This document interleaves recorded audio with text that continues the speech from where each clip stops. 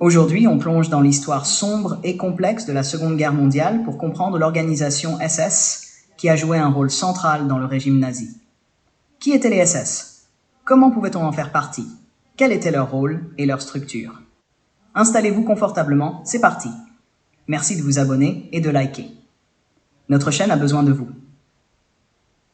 Qui étaient les SS? La SS ou Schutzstaffel signifie littéralement escadron de protection. Fondée en 1925, cette organisation paramilitaire nazie a commencé comme garde personnelle d'Adolf Hitler, assurant sa protection lors des réunions du parti nazi. Mais sous la direction de Heinrich Himmler, la SS est devenue une organisation puissante et redoutée, jouant un rôle clé dans le régime nazi. Heinrich Himmler, le chef de la SS. Heinrich Himmler est devenu chef de la SS en 1929. Né en 1900, Himmler était un fervent nationaliste et antisémite. Son intelligence méthodique et son dévouement à l'idéologie nazie ont attiré l'attention de Hitler. Himmler a transformé la SS en une force redoutable, en imposant une discipline stricte et une obéissance absolue à Hitler. Sa personnalité froide, calculatrice et impitoyable a fait de lui l'un des architectes principaux des politiques de terreur et de génocide du régime nazi. Comment pouvait-on faire partie de la SS? Pour intégrer la SS, les critères étaient stricts.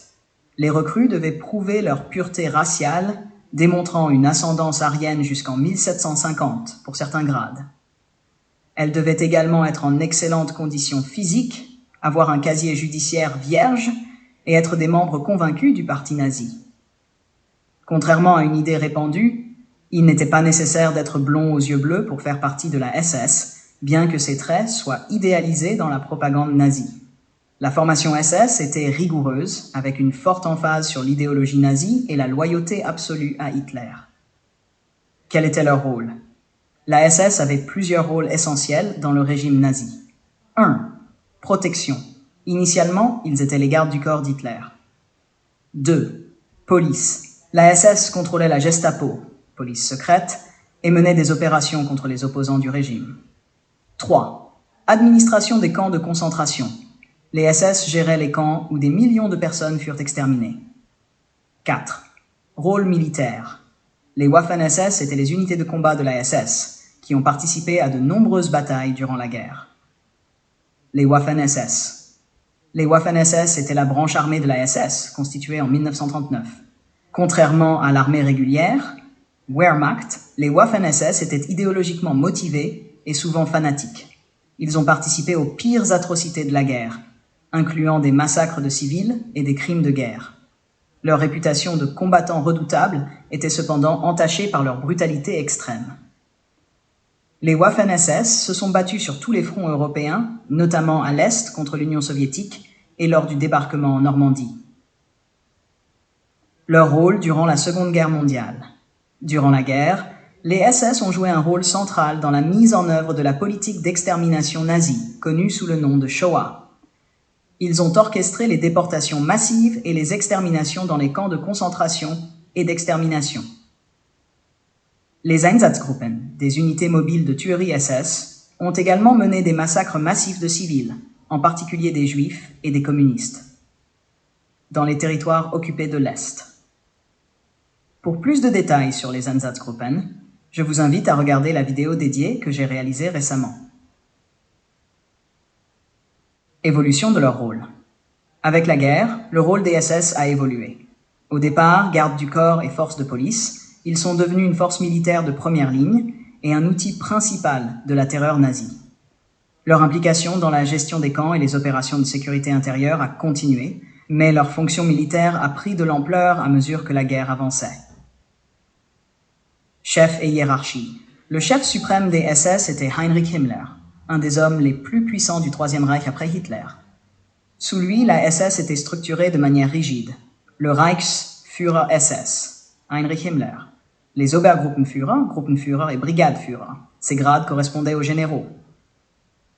Les Obersturmbannführer, Sturmbannführer et d'autres. Ces grades correspondaient aux officiers subalternes et supérieurs. La hiérarchie SS était complexe, avec divisions spécialisées pour les différentes fonctions. Allgemeine SS, SS générale, non combattante, Waffen-SS, unité de combat, et Totenkopfverbände, responsable des camps. L'équipement nazi et les symboles païens. L'un des aspects distinctifs de la SS était son symbolisme. Himmler était fasciné par les origines païennes germaniques et a intégré cette fascination dans l'esthétique et l'idéologie de la SS. Les deux lettres SS étaient stylisées sous la forme de runes, un alphabet utilisé par les peuples germaniques anciens. Ce choix de symbole reflétait le désir de Himmler de connecter la SS à un passé mythique et héroïque, renforçant ainsi l'idée d'une élite aryenne.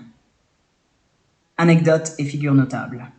Parmi les SS les plus connus, on peut citer Reinhard Heydrich, surnommé le boucher de Prague, qui a joué un rôle clé dans l'organisation de la solution finale.